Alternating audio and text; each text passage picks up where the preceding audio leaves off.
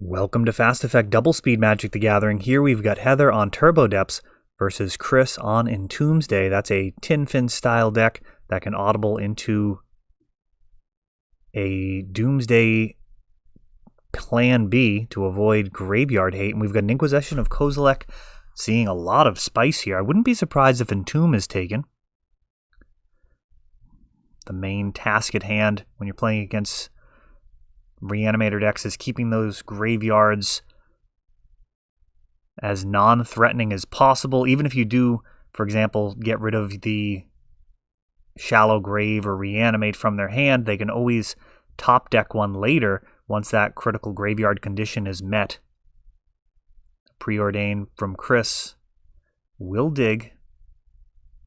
And this is generally a tough matchup for Turbo Depths, with the exception of Bojuka Bog. That main deck card really complicates things, as anytime that the Turbo Depths player has green mana available, they can potentially crop rotate for a Bojuka Bog. And the scary thing is, they always have access to green mana in the form of Elvish Spirit Guide, at least in the hypothetical, so probably even harder. Oh, and also putting out a Pithing Needle here. And I think, yes, we actually do have notes. This Pithing Needle naming Gristlebrand here in Game 1. Marsh Flats sacking for a Altered Underground Sea. And now Entomb.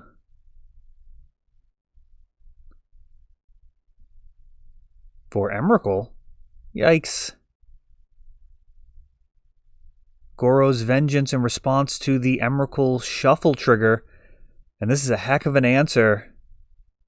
While the 2020 may be bigger in combat, it is not going to be around when blocks happen, as Annihilator is going to force Heather to sacrifice 6 permanents. She only has 3. So Chris answering the Merit Lage, but he has expended a lot of resources. And I mean, the rest of the graveyard's supposed to get shuffled in, I think. Yeah, I'm not sure if this game state is accurate in terms of that graveyard. Should be shuffled into Chris's library. Even though Emrakul doesn't get shuffled back in, that's not actually what the trigger is. The trigger is shuffling the entire graveyard back in. So hopefully this does not end up with a victory going the wrong way.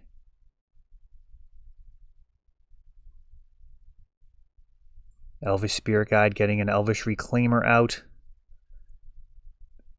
And now we've got an end step Entomb for Gristlebrand. Lotus Petal and Shallow Grave. And that is enough for Heather. So improper graveyard, but I mean, obviously we never like to see a improper game state, but Chris taking that one down. Heather's deck not offering up enough resistance to just about any line at that point. I mean, there's not a whole lot that you can do after your Annihilator for 6 has resolved and you've lost all of your permanents. I mean, that is generally the equivalent of game over, though it can be very exciting to mount a comeback in those conditions. It is pretty rare. Now, we don't know if Heather's aware of the Entombsday trick here of sideboarding into Doomsday, as Turbo Depths is going to have access to graveyard hate. So as we mentioned, Bojuka Bog main deck, very dangerous card, and then also can have access to either Fairy Macabre or Surgical Extraction. I personally like the Fairy Macabre the most out of the other options, mostly because you can Once Upon a Time for it. Once Upon a Time is a card that some of these Turbo Depths decks are running like 3 copies of. I've seen 4. It's kind of really unsolved in my opinion. I don't think there's a clear best Turbo Depths build. We note that Heather is running the Elvish Reclaimer, which I think is an incredibly good Magic card. and I'm not sure if it makes Turbo Depths worse. My current feeling on the card is that it actually makes Turbo Depths worse in the sense that it slows Turbo Depths down, and its main selling point, its main virtue, is the fact that it is a very fast and hard to disrupt combo deck. So you can potentially have a hand that just comes together on turn 3, just like Urborg, Thespian Stage, Dark Depths. Your third land drop can make a 20/20 and be completely immune to counter spells. Also, you have the ability to make a turn 1 Merit Lage. So I think there's a lot of really fast lines, and that Elvish Reclaimer doesn't play into it, which is really tough to figure out what to do with, because it's an incredibly good Magic card, and it definitely has a place in the format. One of the few cards that I've spec'd on, if you'd call it that. I bought 20 of them just because I kept running out, and they were a buck or two from some of the great vendors that I deal with. I just bought a ton of them, and now they're probably $7 or $8. The card's just really strong. Now Inquisition. Alright, so a little break there for me. Hopefully not too big a break for you guys. Inquisition snagging is that a Daze? Flooded Strand fetching. Just helped a customer build a kitchen table Magic deck. They grabbed a Jace the Mind Sculptor. The arms race has begun with him and his friends. He's got a Soul Ring in there as well. It just brings a smile to my face to see people discovering Magic like that. Now we've got Urborg on Heather's side. That Underground Sea is a double swamp. Inquisition sees Brainstorm, Echoing Truth, Ponder. Looks like Shelldock Isle. Let me know if that's the right card. I mean, both players' setups here, I think, pretty clear. Yeah, and it is Shelldock Isle. The Hideaway Land sees play alongside Thassa's Oracle and Doomsday. We've got Dark Ritual into Doomsday.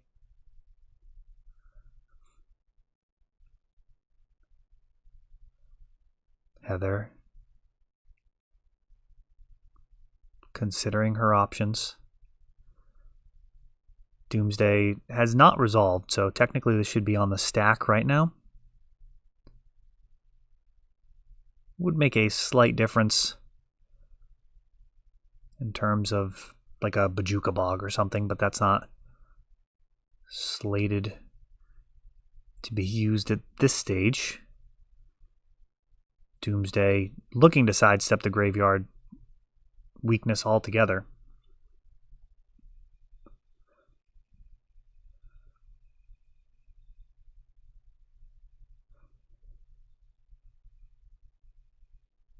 And while Chris is setting up his Doomsday pile, I guess I'll thank Matthew picking up a Volcanic Island today.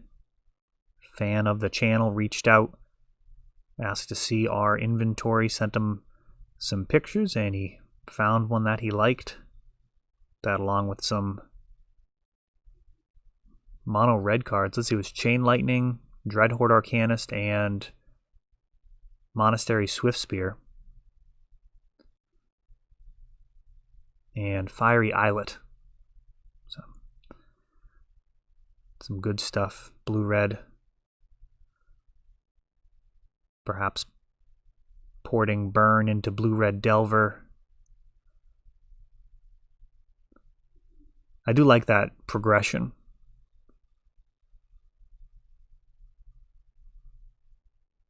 Alright, we'll see if Heather has any interaction.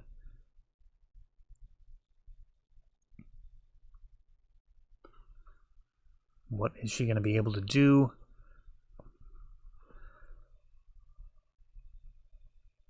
Against this Shelldock Isle and a Doomsday pile. I mean, something dangerous could very well be hidden underneath that shell dock. The condition is now met thanks to the Doomsday. And so far she's fired 2 Inquisitions out there. And we've got a crop rotation with a black mana floating.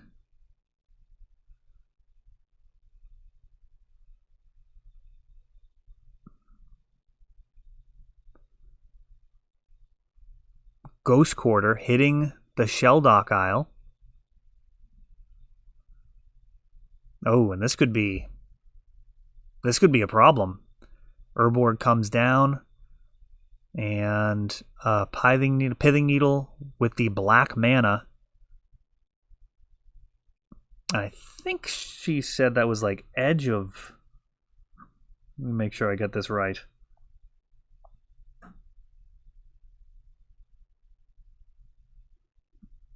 Edge of Autumn. Yes, Edge of Autumn is the named card with Pithing Needle.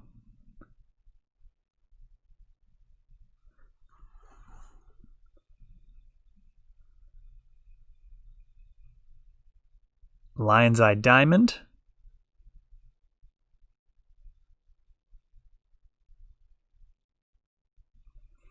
Dark Depths. And now the Hex Mage. Land destruction is actually one of my favorite things to do versus Doomsday. Back when it was legal, or back when it was played, I should say, in Vintage, was an era where I had Strip Mine and occasionally an additional Wasteland. And we've got a double Thassa's Oracle LED situation going here, and that is going to do it. So we had Street Wraith cycling into Street Wraith. The LED cracked prior to that. Basically, cycle Street Wraith, respond, crack LED to get the blue mana, and draw into that Thassa's Oracle for the win. And that is a pretty devastating finish, which is what Entombsday's looking to do. And of course, we see the graveyard hate that Heather has to respect game 1 is going to bring in. But that is the match for Chris. That is all for this one, but don't worry, there is a lot more. You can check out our older videos, and we're always putting out new videos from ELD's Time Vault Games in Bellingham, Massachusetts. If you want to help the channel, of course, you can like, subscribe, share, tap that notification bell so you can know the next time our new videos come out. Thanks for watching.